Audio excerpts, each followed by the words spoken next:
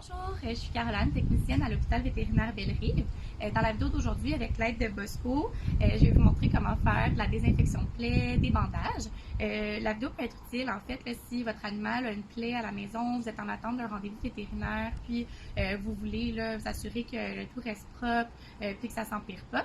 Ou si vous êtes déjà allé chez le vétérinaire puis qu'on vous a demandé là, de faire de la désinfection à la maison, de faire des changements de bandage, bien, au moins là, vous allez savoir un petit peu comment procéder. Donc, je vais vous montrer là, le matériel que vous allez avoir besoin pour faire tout ça à la maison.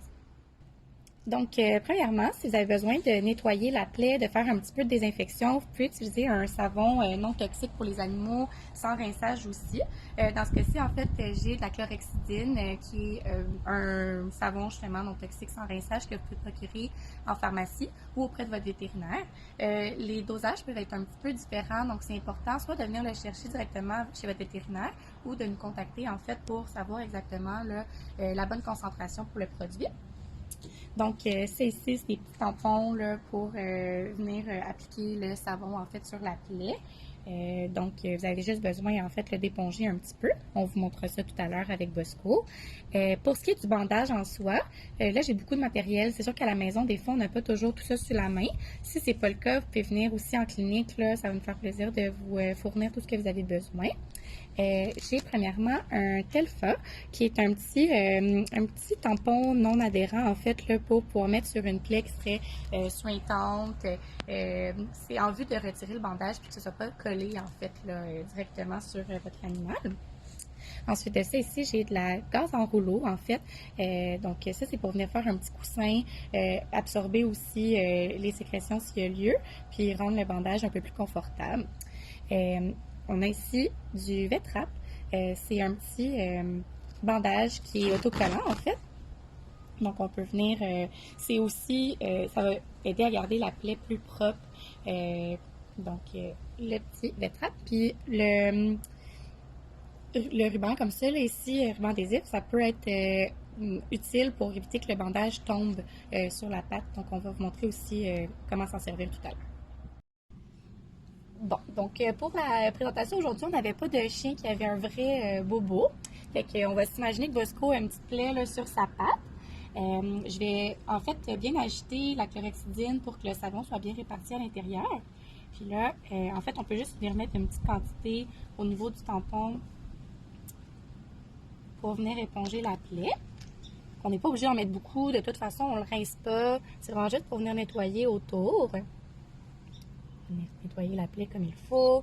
S'il y a déjà une petite gale là, au niveau de la plaie, on ne veut pas trop frotter pour venir retirer la gale.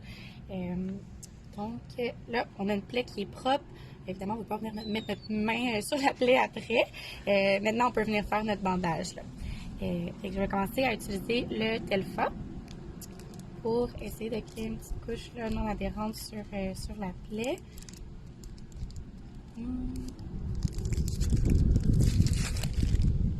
Donc, ça ressemble à ça ici. Je vais mettre sur ma plaie. C'est important de bien le tenir parce que ça ne va pas coller en fait justement. Donc, on ne veut pas le perdre. Là, c'est peut-être la partie qui est un peu moins facile. Après, on va utiliser notre rouleau de gaz. On veut toujours en fait y aller dans le sens qu'on est plus à l'aise de tourner. Fait que moi, j'utilise la main droite. Je préfère d'y aller là, de droite à gauche. Donc, on peut vraiment venir se mettre au centre de notre Telfa puis commencer à dérouler sans mettre aucune tension au niveau de notre bandage. Fait qu'on veut vraiment que ce soit lousse, mais que ça tienne bien, sans que ce soit trop serré là, pour couper la circulation. Fait qu'on vient vraiment juste apposer notre bandage. Puis on peut essayer de toujours retourner. Fait qu'on y va, disons, ici je suis allée vers le bas, je vais retourner un petit peu vers le haut pour retourner sur la couche que j'ai faite précédemment. Là, on va venir enrober comme ça. Puis on veut faire un bon coussin quand même pour que ce soit confortable, puis que ça absorbe bien. Là. Idéalement, on ne voudrait pas qu'il y ait de petits replis. On veut que ce soit le plus lisse possible. Comme ça ici. Tu fais bien ça, Bosco, bravo! Et voilà. Donc là, on va avoir des petits ciseaux pour venir couper notre bandage. On a coupé notre petite gaze comme ça. Tout est bien en place. Maintenant, on va utiliser le Vetrap pour venir couvrir le tout. Même chose que tout à l'heure, on veut là, vraiment commencer sur notre bandage puis dérouler dans le sens où est-ce qu'on est plus à l'aise. Avec le V-Trap, il faut faire attention parce que c'est facile de mettre de la tension puis de venir faire un garrot en fait, donc de venir mettre beaucoup de pression là, sur notre bandage. Donc, on peut des fois aussi le dérouler un petit peu d'avance parce que ça colle quand même assez bien. Et comme ça, on s'assure en fait là, que quand on va dérouler, ça va être facile puis qu'on va pas mettre trop de tension. Là, je l'ai bien déroulé. Je vais venir juste un petit peu au-dessus de ma gaze en rouleau pour être sûr qu'il n'y ait pas de saleté ou d'humidité là, qui rentre par le bandage. Puis on va venir dérouler autour de notre petite patte comme ça ici. C'est correct. Et voilà. Le V-Trap, ça se coupe facilement avec les doigts. Si on veut là, que ce soit plus facile après de venir retirer le bandage, on peut venir faire un petit arrêt, en fait, là, au niveau du V-Trap. Comme ça va être plus facile de le rattraper parce que ça colle assez bien. Puis ça peut être difficile de trouver le début puis la fin de notre bandage là, quand on va vouloir le retirer. Dernière petite étape, on va prendre notre ruban adhésif comme ça. On va venir se faire deux petits morceaux qu'on va apporter au début, autour, donc vraiment entre le poil puis le bandage. De cette façon-là, ça ne va pas glisser. Et même chose à la fin.